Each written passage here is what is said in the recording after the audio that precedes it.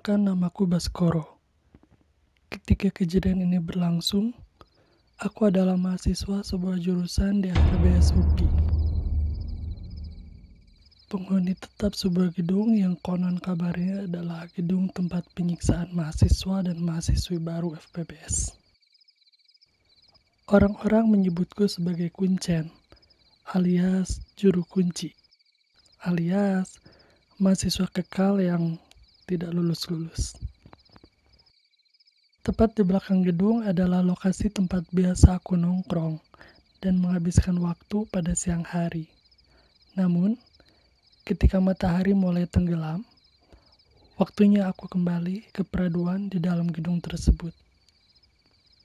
Bangunan berlantai 3 dengan hanya memiliki akses satu pintu utama memungkinkan setiap orang yang berada di dalam gedung tersebut mampu melihat setiap pergerakan manusia yang masuk atau keluar gedung. Malam itu tidak seperti biasanya. Gedung yang selalu ramai, bahkan hingga tengah malam itu entah kenapa terasa sangat sepi. Tidak banyak mahasiswa hilir mudik, padahal malam itu adalah hari Sabtu malam. Biasanya mereka, para mahasiswa yang pulang malam sehabis kencan dengan kekasihnya, akan kembali ke gedung itu untuk sekadar menumpang tidur. Dari dalam gedung, menghadap lurus menuju pintu utama, terdapat sebuah bangku panjang untuk duduk para mahasiswa. Malam itu, hanya aku dan 2 orang kawanku di gedung tersebut. Dadan mengerjakan skripsi di dalam sebuah ruangan sekretariat, dan Dayat duduk bersamaku di bangku panjang. Mereka bukan kuncen. Mereka hanya berkunjung dan pasti pulang ke rumahnya masing-masing. Aku dan Dayat ngobrol ngalir ngidul, membahas organisasi, perkuliahan, dan tentunya masa depan akan seperti apa. Apakah seperti ini, ataukah seperti itu? Saat aku dan Dayat sedang asyik mengobrol, tiba-tiba lampu ruang tengah gedung mati. Kami berdua sontak terkejut. "Bas, nah ujug-ujug parum eta lampu?" Dayat bertanya dengan sedikit kaget. "Teuing teu nyaho. Anya geus waktuna parum we meureun," kataku, mencoba untuk tetap berpikiran positif.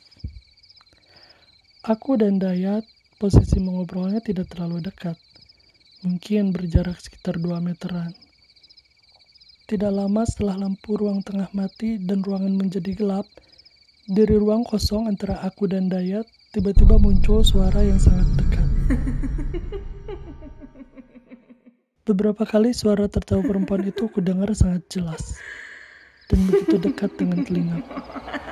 Sontak aku terdiam. Badanku terasa kaku, bulu kuduku merinding.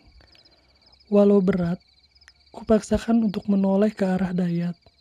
Begitu kulihat mukanya yang tersorot lampu dari arah ruangan sekretariat, terlihat jelas wajahnya pucat pasi. Tatapan mata yang kosong dan rokok yang dibiarkan terus dijepit jari-jarinya. Beberapa saat kami berdua terdiam, kaku dan tak saling bicara. Setelah mampu mengendalikan pikiran, aku bertanya pada Dayat.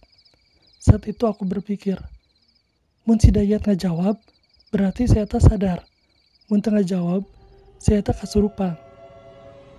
Kemudian aku bertanya dengan perasaan yang masih tabaliut. "Yat, maneh sadar? Maneh adiknya oge sorano tadi kan?" Dia masih terdiam. Namun tiba-tiba, dia memandangku kemudian menjawab, "Bas, urang baliknya geus peuting. Nu bieu mah geus we tong dibahas." Kemudian dia beranjak dari bangku dan lalu berjalan keluar gedung dengan langkah yang aku yakin langkahnya semakin dipercepat. Awalnya aku tidak begitu menghiraukan apa yang terjadi tadi. Namun, ketika aku ingat bahwa malam ini aku akan tidur sendiri di gedung itu, muncul kembali perasaan takut. Dadan sedari tadi masih di dalam ruangan sekretariat, mengerjakan skripsi dan tak tahu apa-apa tentang kejadian tadi. Aku pun tak berniat menceritakan padanya dan berharap dia akan menginap bersamaku. Namun faktanya, menuju tengah malam, dia pamit pulang. Bas, orang baliknya. Dituluikan di imah weh. Begitu mendengar dia pamit, yang terbayang seketika adalah aku tidur di situ seorang diri dan melewati malam dengan bayang-bayang kejadian tadi bersama Dayat. Mal maturan orang di dia dan kataku mencoba membujuk dia menginap. Moal ah, isuk deui weh. Kemudian Dadan pun pamit pulang dan pergi meninggalkanku seorang diri. Akhirnya, malam itu kelewati dengan suasana yang mencekam. Aku masuk ke dalam sekretariat, kututup pintu, kubuka sarung, lalu kututup kepala dan setengah badanku, sembari berharap aku lekas tidur dan bangun esok hari dengan keadaan gedung yang ramai oleh manusia.